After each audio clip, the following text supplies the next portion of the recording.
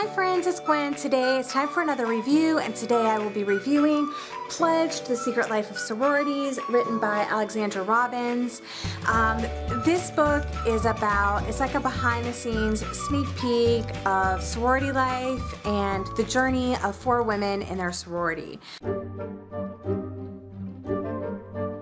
Basically, the author set out to go into a sorority house and talk to sorority women and kind of find out about their rituals and events and kind of like an inside sneak peek. She got the idea after seeing the MTV show Sorority Life that aired on MTV like a while ago, and after that show aired, that followed a California local sorority, so it wasn't like a national sorority or anything, but it followed a local sorority, and it really, showed a lot of drinking and partying and stuff like that. And to be honest, yes, sorority life does include that stuff, but that's not what it's all about. And I myself am in a sorority. I am in Alpha Sigma Alpha, and I am proud to be a part of that sorority. And I love all of my sorority sisters nationwide. And I really just wanted to read this book to see what it was about, see if it gave fair representation of sororities nowadays. This book, let's see, I'm trying to think when it was published. This book was published 2004, so this was kind of a look in the late 90s and in the beginning of like 2000, 2001. So it's not a very up-to-date, I mean, this is 10 years old, and I wish that she would go back and like kind of redo it, because I think a lot of policies and things have changed over the year, as they always do in any type of organization, especially a sorority organization where there has been so much media attention and so many news stories about sororities and hazing. The first thing I wanted to tell you is it does follow 4 sorority women. 3 of them are in one sorority. Okay.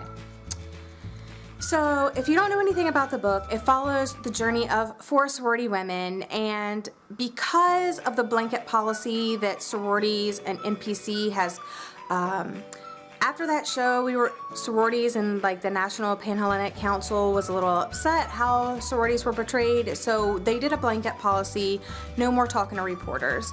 So she wasn't able to just walk in and get information, so she kind of had to go undercover a bit, and she really doesn't describe how she went undercover because she doesn't want to reveal the names of the girls that helped her out or the sororities that she was actually, dealing with. So she kind of renamed the girls and she renamed the sorority. But there were 2 sororities that she followed, and she did a fictional university, so it was just State U or State University. And the girls were Vicky, Sabrina, Amy, and Caitlin. Vicky was in one sorority, and Sabrina, Amy, and Caitlin were in another sorority. I believe Vicky was the president of one of her sorority, and then Sabrina, Amy, and Caitlin had various roles in the other. Sabrina was a black woman, or a black, sorority girl. She kind of came from a little bit of a poor background, and she thinks no one understands her. She smokes weed. She basically stayed in the sorority for the room and board, but then she didn't really feel like she connected with any of her sisters, so I wasn't really sure why she followed that particular sister. Sabrina, Amy, and Caitlin, they were all like really good friends. Caitlin, she was the Alpha Rho VP. She plays lacrosse. She had her boyfriend Chris, who didn't seem like really that great of a relationship for her, but I think we all go through those relationships, and she was actually like date raped, and Chris stood by her side through that and really supported her, so that's kind of why she stayed with him for so long. And all of them like smoked weed. So it was kind of like, did she pick them based off of their activities, or did she pick them and then she found all this information out?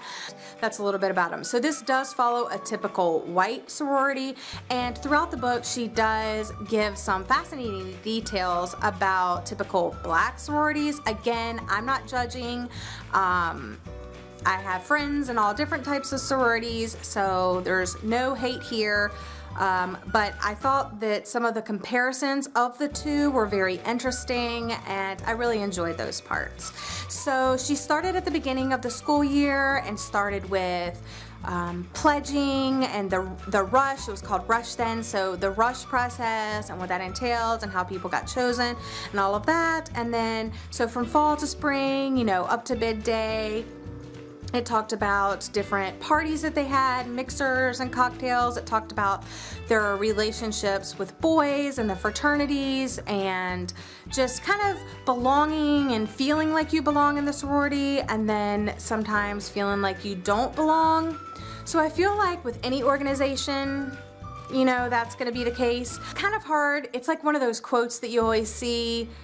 You don't really understand it unless you're in it, and then once you're in it, you really can't explain it. That's how I kind of feel about it.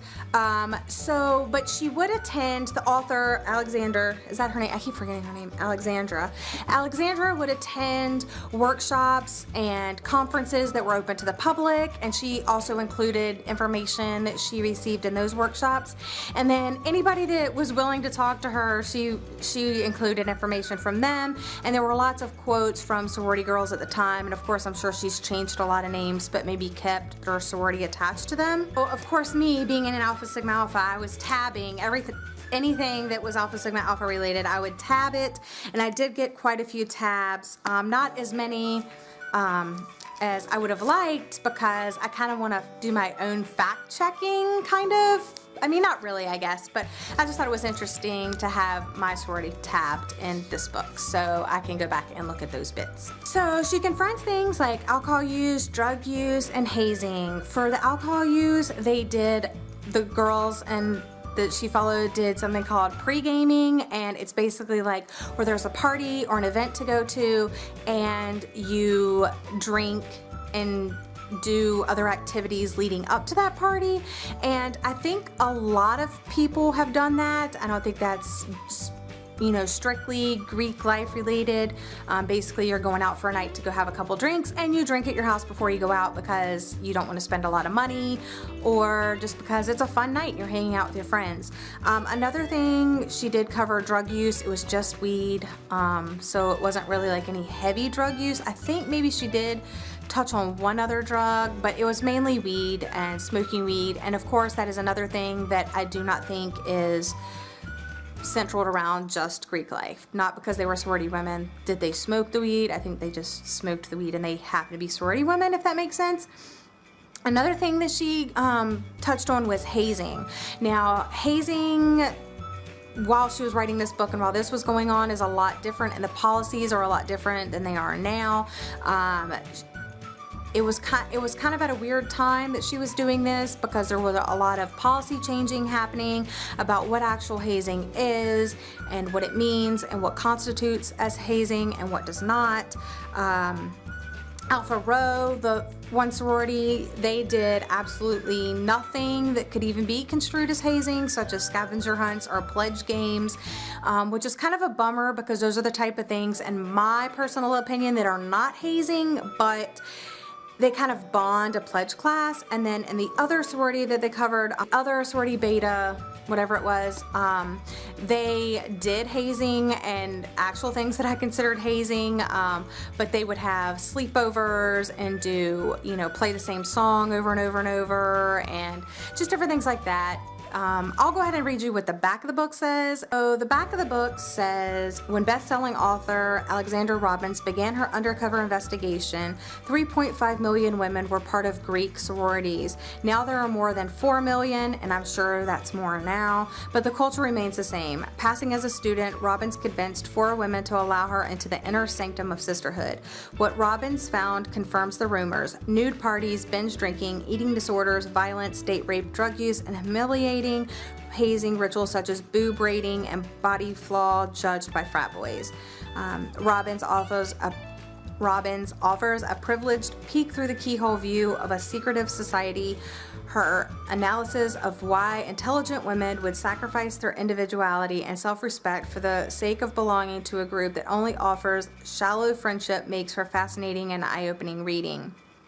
And to me, I don't know, I don't think that she could really call them smart if they were doing some of the other things that they were doing, so that's kind of her opinion. And yes, some people do stay even though bad things happen, and I think that's just anywhere. I don't think that's any in sororities. I mean, when you go to college, it kind of is, especially if you were just like at home before and you haven't done a lot of traveling, or you know, you're going away from home for the first time, or you didn't have that big of a social life. I mean, college is a very different experience. I think we can all attest to that. It kind of opens up a whole new world, and it's only you deciding what to do day in and day out, and there is a lot of peer pressure and a lot of trying to find friends and latch onto groups and societies and clubs, and, you know, find your group of friends, and there's peer pressure there. So it does have a lot to do with peer pressure and just kind of keeping up with the Joneses kind of thing. And I mean, there is bad stuff out there, but I think you can choose to ignore it as much as you can choose to follow along with it. So it's really kind of up to you as a sorority woman, what you decide to do and what you get out of it. On my Goodreads review, I wrote, it follows 4 different sorority women: Vicky, Sabrina, Amy, and Caitlin. Each woman has her own unique and shocking secrets. The author goes undercover and follows these women around during a school year and tries getting inside the mind of sorority women, what they do, how they do it, and why they do it. She attends conferences and workshops that are open to the public, interviews anyone willing to talk to her, and confronts issues such as alcohol use, drug use, hazing, date rape, student-teacher relations, etc. It covers a fall and spring semester and all the events that typically happen within a school year for a sorority woman. Overall, it was decent journalism, but things have either severely changed since she did this, or it's so underground that I don't know about most of it. Some things like alcohol and drugs happen to all college students regardless of Greek affiliation or not. So that bit isn't as shocking. I guess it's a good book to read if you're considering joining a sorority, because a few of the girls do battle the loneliness and isolation that can happen even after you join a sorority. I did find the information on traditional black sororities very interesting, but I also wish she would have kept the secret bits that she found out about sororities out. I do not think that it added to the story at all, and I'm just really sad that they were published. Of course, as I'm in a sorority, I have to do a little bit about my sorority policy thing. So it does talk a lot about hazing in the book, and I pulled up on Alpha Sigma Alpha's national headquarters page about their hazing policy, and it says Alpha Sigma Alpha forbids hazing. Hazing is defined as an activity that endangers the physical safety of a person, produces mental or physical discomfort, causes embarrassment, fright, humiliation, or ridicule, or degrades the individual, whether as an intentional or unintentional. Alpha Sigma Alpha members will not allow themselves or others to be subjected to any treatment that debases the individual's status or robs him or her of dignity, as hazing is both illegal and detrimental. It is the responsibility of each chapter's members to enforce this anti-hazing policy, including but not limited to discipline of those who violate this policy. The national organization will investigate any report of hazing. Confirmation of such activity will be followed by disciplinary action such as termination of membership, chapter probation, and or chapter closure. And you have heard, I'm sure, news stories about sorority and fraternity chapters closing, and that's mainly due to hazing. So kind of sad. The other side that I wanted to talk about were the benefits of being in a sorority. A lot of times the author had a hard time understanding why women stayed in the sorority even though there were bad parts. And I mean, I just have to think, like, compare it to a marriage. Is a marriage all like peaches and cream? No. I mean, there are bad days. Do you just leave your marriage because there's a bad part? No. Your job, does everybody love their job 100%? No. There are bad days. There's things about it you don't like. Maybe it's your boss. Maybe it's your coworker. Maybe it's an assignment that you're set out to do. Do you just quit and give up? No. Like, you stick through it. If I judged it based, like, if I used school as an example, I have hated some of my classes. I have hated some of my teachers, but I'm not going to just quit school and not get a degree because there's things about it I don't like. So yes, there are things about it that they didn't like, but there's tons of things that they did like about it. And On the Alpha Sigma Alpha Sorority National page, they have some of the benefits of being a sorority woman. And those include members will develop lifelong friendships. And I have to say, this is one of my favorite parts. I think that's one of a lot of women's favorite parts when they join a sorority, is having that. It's like pre-filtered friends. I mean, you end up finding friends that have the same morals and values that you do. And it's kind of like, it's just awesome. I don't know what else to say. So members will develop as leaders. I think that's another huge thing. There are a lot of positions that you can have. You can get involved in planning community service activities, campus fundraising events, managing the public relations for the chapter, or serve as an officer in your chapter.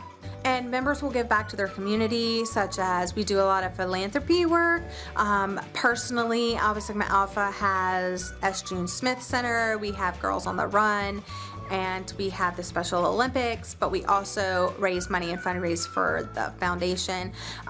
We also encourage outside philanthropy work. I personally volunteer a lot at my local theater, and I really enjoy that, and I try to get other people involved in that as well.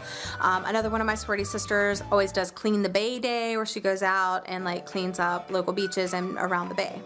And so another benefit of becoming a sorority woman is that regardless of what it said in the book, you always have someone to lean on to help you get through your studies. And it talked about a lot about having these files that had tests and stuff like that. I'm not going to get into that, but there are grade point minimums that you're required to maintain, and they support members through scholarship programs, study hours, and mentor programs. And yeah, so I think there are benefits to becoming a sorority woman and being in a sorority, but there's also benefits of not joining a sorority. So I think you just have to decide like what's best for you. And if you're interested in it, then try it out and then you'll be in the know. But if you're not interested in it, then it's probably just not for you. And it's not really fair to like go out and judge someone based on the actions that one person or two people or even four people do and base the whole sorority life as a whole around it. And as I said, times change, so policies and things have changed since this book was published and since she went undercover. So you really can't base it off of that, but for the book, I believe I gave it 3 stars because it was interesting and it had a lot of, you know, facts and tidbits that I didn't know. Of course, they may have changed. I'm not really sure, but it took me quite a while to get through it because I was really digging deep into the book and kind of learning as well as enjoying it. So that's it for this review. I hope it's helped you a little bit if you're interested in reading this type of book. I know there are a few other sorority related books out there and I'm interested to check them out. I'm not sure which one I'm going to pick up next. If you have any books like this that you would like me to check out, just list them in the comments down below. But yeah, that's it for this one. I'll see you next time. Bye.